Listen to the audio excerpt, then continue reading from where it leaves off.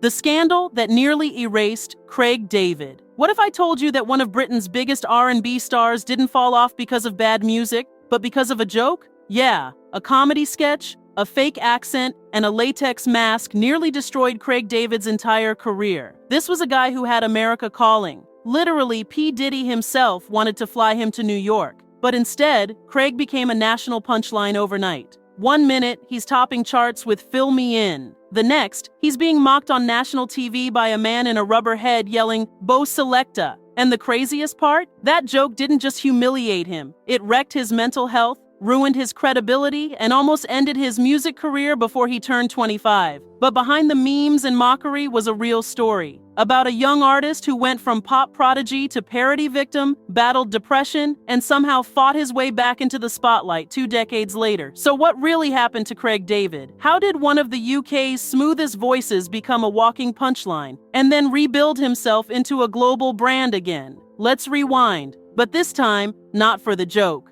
The fastest rise in British R&B history. Before the memes, before the mockery, Craig David was that guy. A teenage prodigy from Southampton who didn't just sing his way to the charts, he rewired them. At 19, Craig dropped his debut single, "Fill Me In," a smooth mix of R&B and UK garage that hit #1 in the UK, made waves in the US, and had critics calling him the next global crossover star. His album, Born to Do It, sold over 7 million copies worldwide, and everyone from MTV to Rolling Stone crowned him the future of British soul. But Craig wasn't some label-manufactured pop puppet. He wrote his own songs, built his sound with Artful Dodger in a small Southampton studio, and even turned down P. Diddy's offer to fly him out to New York because he wanted to stay loyal to the crew that got him there. That's how grounded he was. He had the voice, the looks, the swagger. And in 2001, it seemed like Craig David could do no wrong. 7 Days, Walking Away, Rendezvous. Every single charted. Every magazine called him Britain's Usher. But fame moves fast. And when you rise that quickly, the fall hits even harder. Because while Craig was still celebrating platinum plaques, a TV show was about to turn his name into a national joke.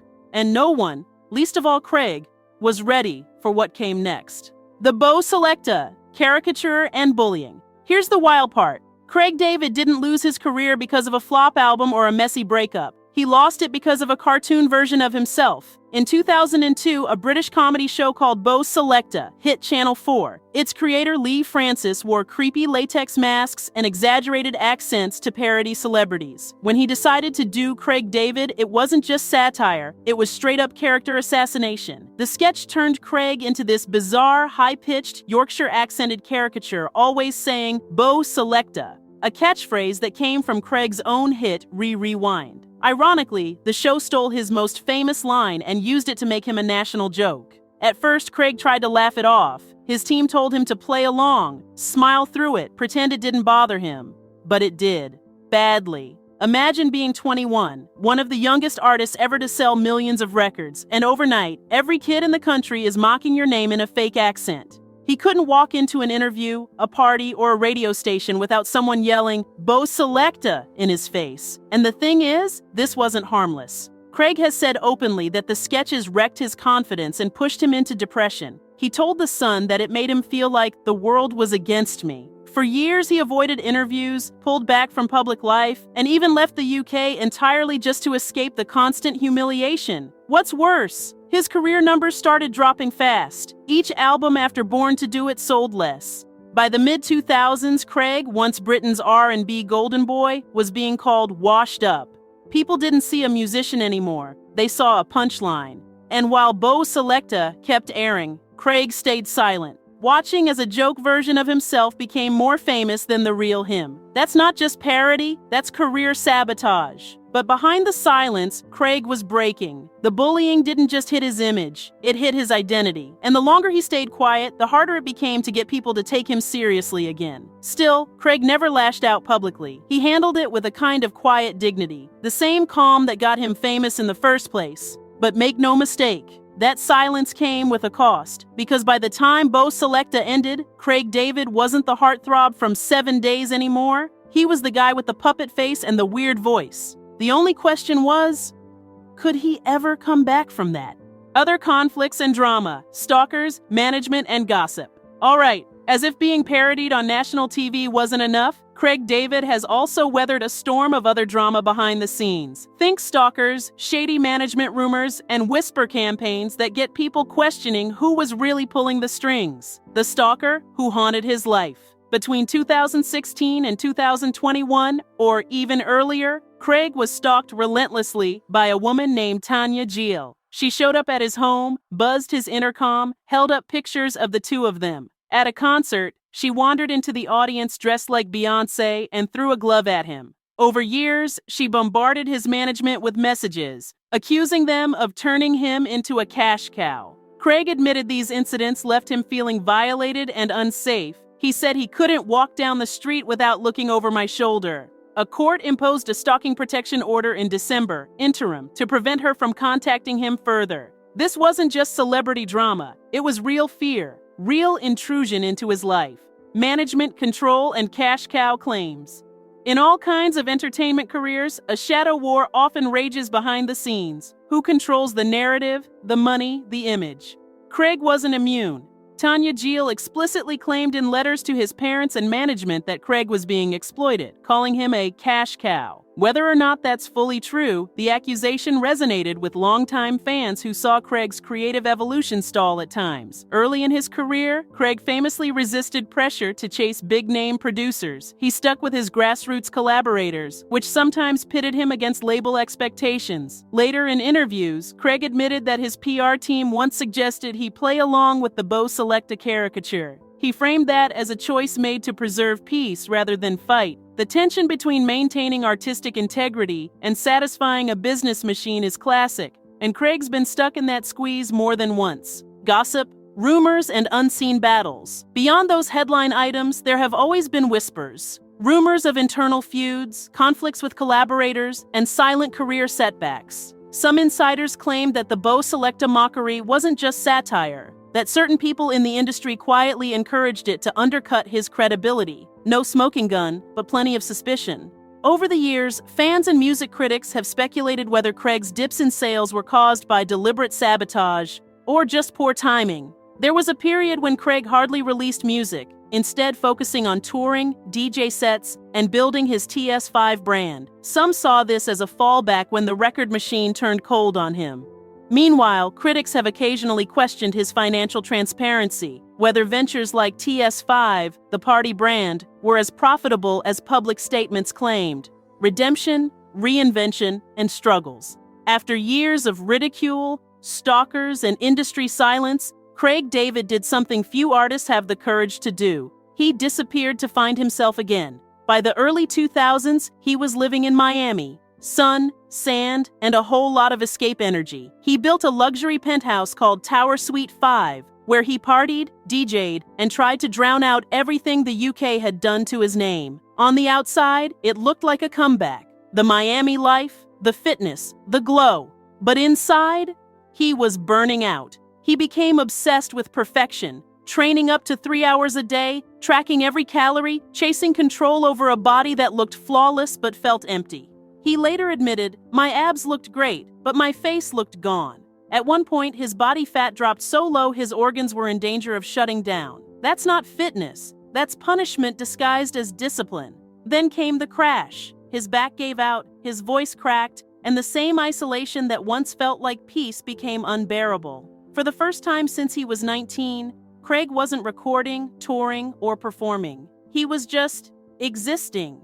That's when he hit reset. He stopped the party cycle, slowed down the gym obsession, and went inward. He started journaling, meditating, and rebuilding not just his voice, but his identity. And out of that silence came something new, TS5, his homegrown DJ concept. It started as small live stream sets from his Miami apartment, just Craig, some decks, and a mic. But fans loved it. The vibe was pure Craig David, soulful, chill, and honest. What began as a SoundCloud stream turned into a worldwide brand, with TS5 shows selling out across Europe, Japan, Dubai, and the US radio stations picked it up, and suddenly, Craig was cool again. Then came the real comeback. Following My Intuition, 2016. a project he made on his own terms. It debuted at #1 in the UK, his first since Born to Do It. He didn't chase trends, he set them again. Songs like When the Bass Line Drops reminded fans why they fell in love with him in the first place. Smooth vocals, infectious energy, and zero ego. But redemption isn't a one-time act, it's maintenance. Craig had to balance fame and peace, something he struggled with before. He moved back to the UK, leaned into spirituality, and even wrote a self-help memoir, What's Your Vibe?, where he openly discussed depression, imposter syndrome, and healing from humiliation. Then, in a twist no one expected, Craig revealed he'd been celibate for 2 years. He told TMZ that removing distractions helped him heal emotionally and reconnect creatively. Whether people called it weird or wise didn't matter. Craig was finally living on his own terms again. Now, at 40 plus, he's gearing up for a 2025 arena tour called Commitment. A fitting name for a man who's been publicly tested, mocked, broken, and rebuilt. Because here's the truth, Craig David didn't just survive fame, he outgrew it. He's proof that no matter how brutal the industry or how cruel the internet can be, grace and longevity still win. And if that's not redemption, I don't know what is. Legacy, lasting impact, and net worth. What will Craig David be remembered for? Pioneer of the UK garage/R&B crossover, Craig's Born to Do It didn't just sell millions. It proved that UK garage and British R&B could travel globally. Cross-generational relevance, his early hits Fill Me In and 7 Days remain staples, and he's still actively releasing and touring in 2025 with Commitment, resilience, and reinvention. Rather than flaring out after the caricature mockery, Craig transformed the narrative. From being mocked on TV to becoming a DJ/brand, TS5, a memoirist, and an independent artist. His comeback is often cited as a blueprint for artistic survival. Cultural influence in UK music. Many newer UK artists cite Craig's early sound and success as proof that homegrown R&B/garage talent can break through internationally. A living legacy. He continues to engage in social projects, revisit his roots, e.g. his childhood home campaigns, and release music under his own direction. In short, Craig David's story isn't just about hits and charts. It's about fighting back from public humiliation, redefining his narrative, and proving that longevity, even in pop, is possible. His legacy will be as much about his survival and evolution as the music. Net worth and financial snapshot. Estimating a precise net worth for any artist is tricky, but here's what public sources suggest for Craig David. Most estimates peg his net worth around $18 million. In UK pounds, this is commonly cited as roughly $14.4 million. Some older sources list lower figures, e.g. $15 million, or more optimistic ones, e.g. $25 million, depending on the time and whether all ventures, tour income, merchandise, book sales, brand deals are included. His diversified income streams, albums, touring, DJ sets, TS5 brand, writing, memoir, endorsements, and catalog publishing support the notion that he's built sustainable wealth rather than just flash-in-the-pan fame. Caution. None of these published numbers are confirmed by Craig or his team. They are best estimates, and actual net worth could be somewhat higher or lower depending on liabilities, undisclosed investments, or revenues from future projects. Final thought. At this point, Craig David's story reads less like a music biography and more like a masterclass in resilience. He went from being Britain's smoothest voice to the butt of a national joke, and somehow flipped that humiliation into longevity, peace, and purpose. When you look back, it's wild. A kid from Southampton with a notebook of lyrics became a global R&B icon, got torn apart by mockery, chased perfection until it nearly broke him, then reinvented himself into a brand that stands for balance, discipline, and self-worth. He's not the 19-year-old heartthrob anymore. He's the artist who turned pain into perspective. And maybe that's the real story here. Craig David didn't just survive fame, he mastered it. Because while other artists fade when the spotlight shifts, Craig learned to shine without needing it. And that, in the end, might be his greatest hit of all.